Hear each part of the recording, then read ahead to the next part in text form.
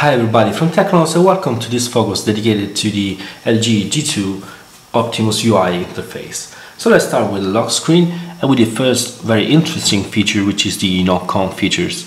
So LG, having moved the power button to the back of the device, thought it was a good idea to have a double tap to unlock feature, which is called, of course, knock-on. So you just have to double tap the screen. Maybe it's better if you double tap on the center of the screen, otherwise you may have missed double tap. So just like this, and the screen is on. Double tap again and the screen is off. You will even notice that the notification light here will turn on a little bit white, when you double tap, you see, just to notify that the double tap has been recognized. Now here is the lock screen, so you have to swipe in every direction to unlock, and we have this nice water drop effect like this. And if we double tap in part of the screen when there is nothing, we lock the screen again. So this feature is really interesting. I hope that many others OEM really implement this feature because it's a very good and useful one. So speaking about the lock screen, we have, as I told you, even the possibility to choose the weather animation, and we have, of course, the possibility to choose the unlock effect like this. We have water drop now, or we can choose several other effects, and we can even decide whether to add some widget, because here we have nothing but Android 4.2.2, so you can see we can add more widget to the lock screen, or even, just let me unlock again, or even directly unlock to the camera with a swipe on the right side here, like this. So we can even decide whether to use the widget for the remote control, Q remote is called, when we are directly connected to our home Wi-Fi. As you can see, as soon as I connect to my home Wi-Fi, I selected that the Q remote widget immediately appear into the lock screen, which may be really useful. So if I unselect the Wi-Fi network, you can see Wi-Fi connection. You can see that the Q remote widget disappeared. So we going to see in a second the settings for what concerns the lock screen. Just let me show you a few settings for the lock screen. We can, of course, select whether to which kind of swipe effect we have. We have dewdrop, we have white hole, particles, just ripple, crystal. So let's select crystal, for instance, and let's see the different effect that we have here. Okay, so just here, as you can see, that's this kind of crystal. Very nice effect. The really interesting things is that all these effects are really fluid and smooth. We don't have any kind of problem. We can select whether to activate or not the weather animation, of course, wallpaper, of course, the shortcuts. We can decide what and which icons and application have on the quick shortcuts below the lock screen.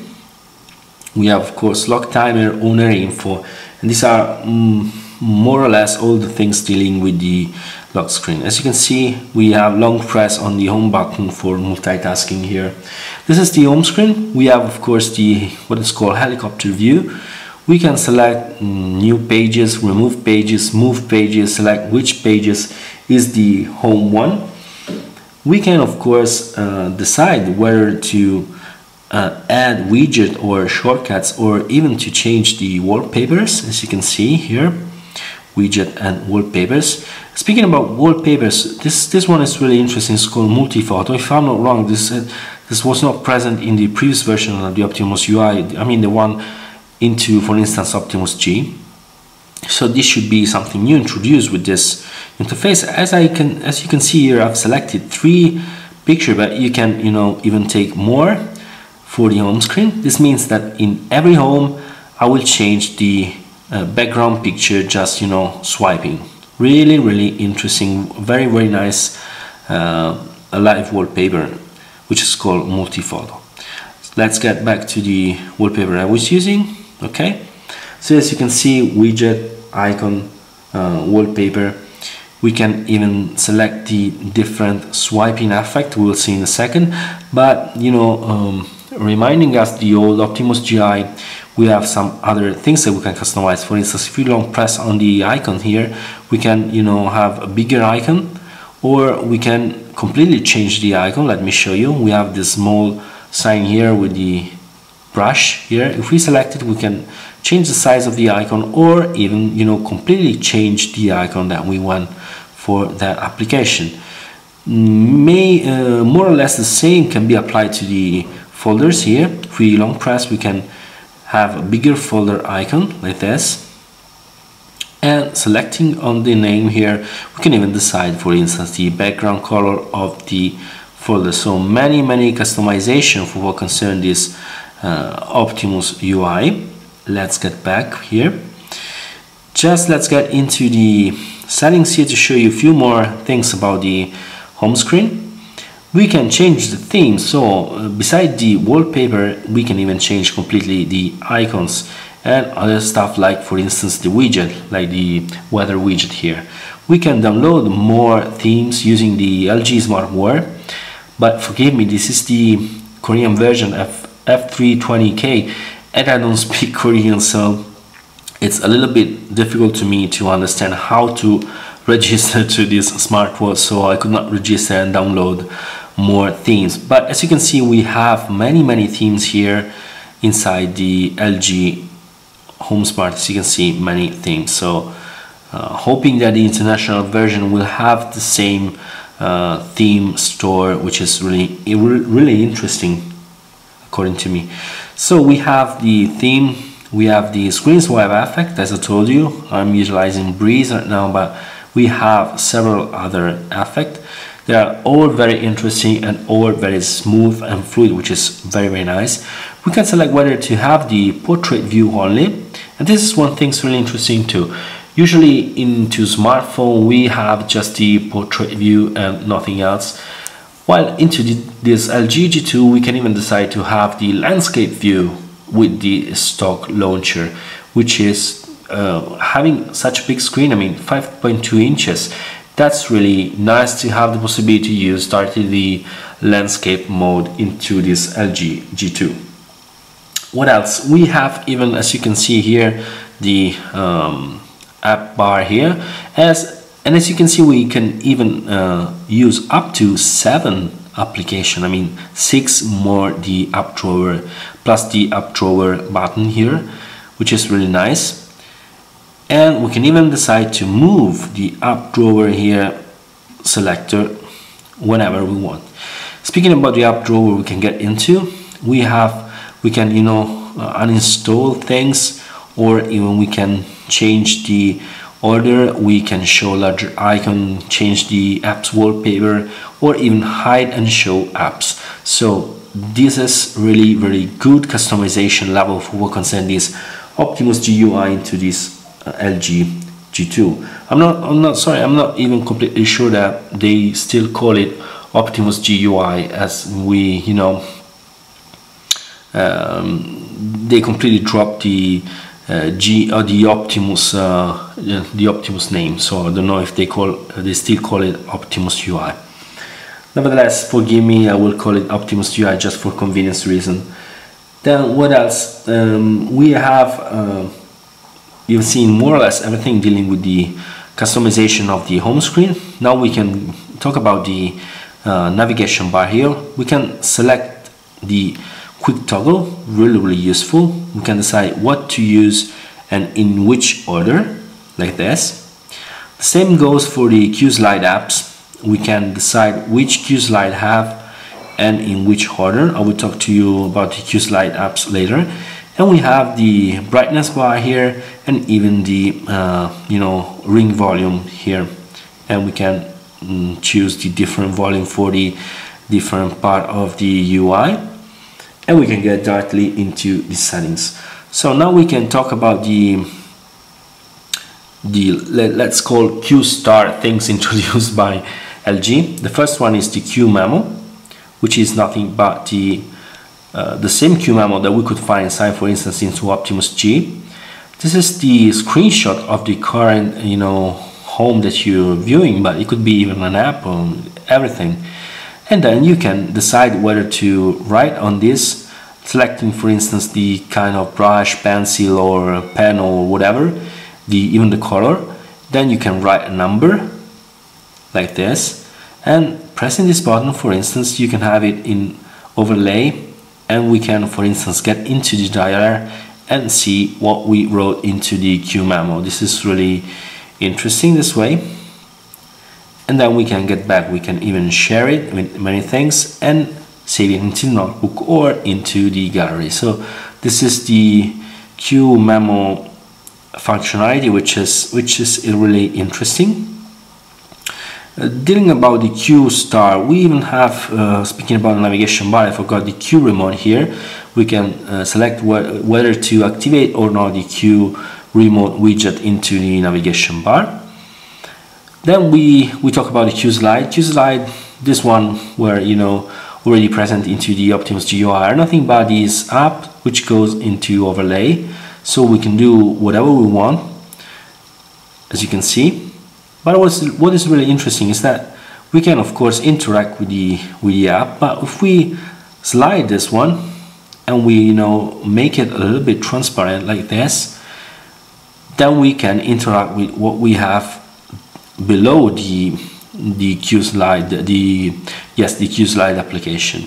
But we can continue moving it, resizing, as soon as we, you know, change the transparency back to 0 level.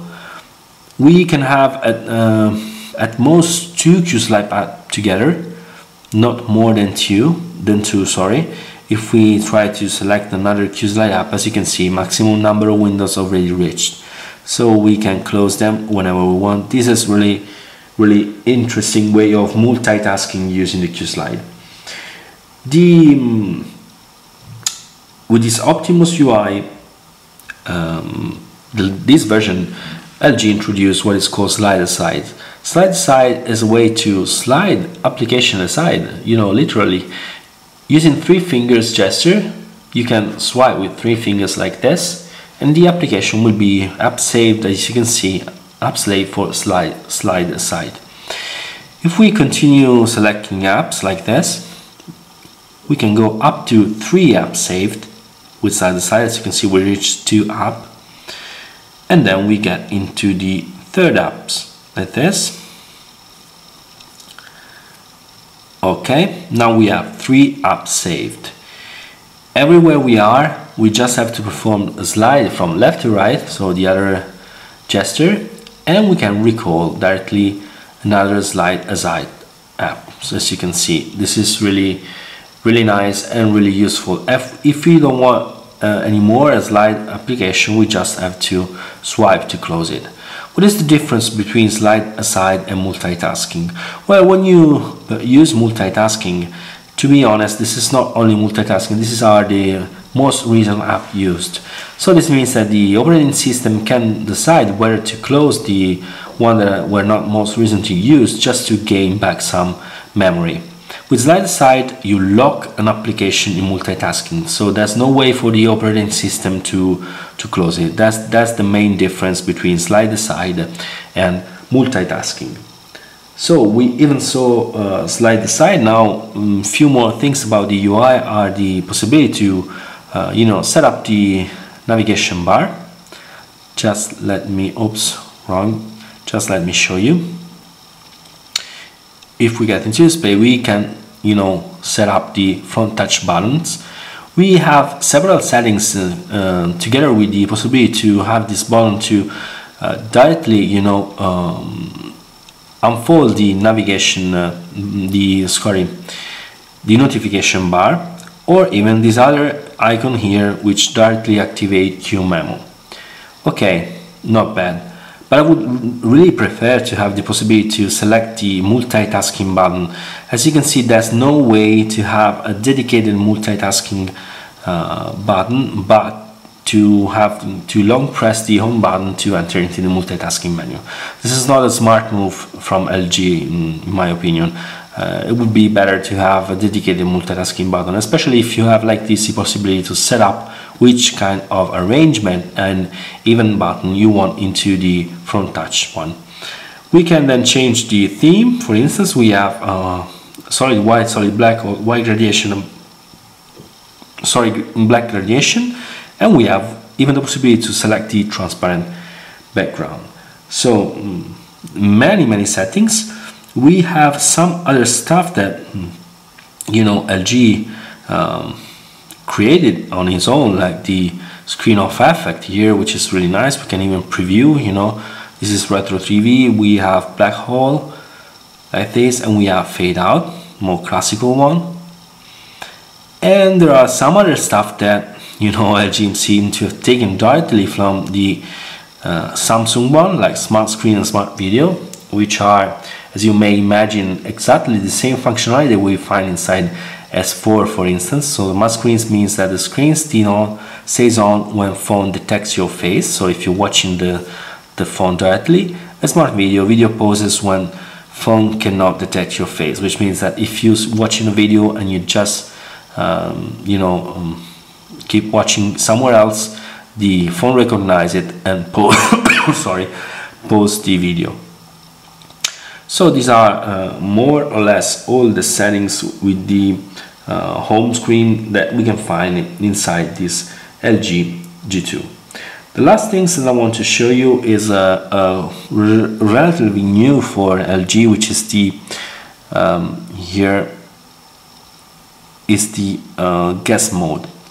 Just one things before guest mode, we even have some things dealing with gesture here, like the possibility to have one-handed operation for both the dial pad and the LG keyboard, or even the lock screen. So that's really useful. Having a big screen like this and maybe not big hands can be useful to have possibility to have one-handed operation. We have some gesture, some taken directly from the Samsung one, like answering an incoming call. So during incoming call, bring the phone to your ear to answer to the call, which reminds me, a Samsung gesture.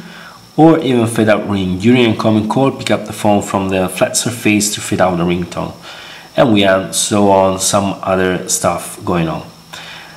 So the last things I said I want to talk to you about is the guest mode. The guest mode is, may be even considered as something like a child mode or, kid mode. Call it whatever you want, but something to give this phone to your child. So to have the possibility to use guest mode, you must first select lock screen to pattern lock. So just select first the button to unlock the screen and just select a pattern. Sorry, retry. Okay, continue.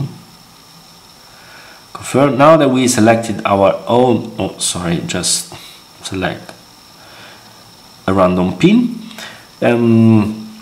As I said, if we have a pattern to unlock the device, then we can activate as we wish the use guest mode. Then we have to select, you must select a pattern for the guest mode. So we just select one. Okay. And now we can set up which apps we want the guest to use into the guest mode. So you have to possibility to choose between all the apps you have already installed into your device.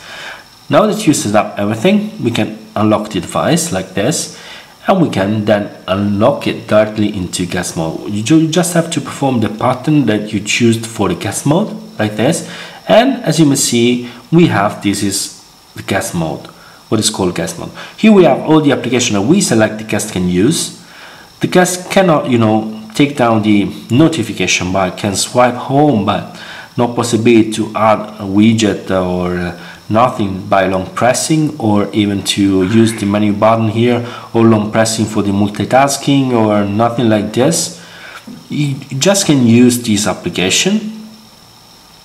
I perform one test. If someone calls you while you're in guest mode, just pop up here a small window asking you to answer, reject, or answer via message, reject and answer via SMS. So that there was, maybe this is not the best for privacy, but I don't know how they could handle this way in a better way. These things, in a better way. So to get back to normal screen, you just have to unlock, and then use the pattern for your normal mode. So this was the gas mode, which may be really useful for children, for instance.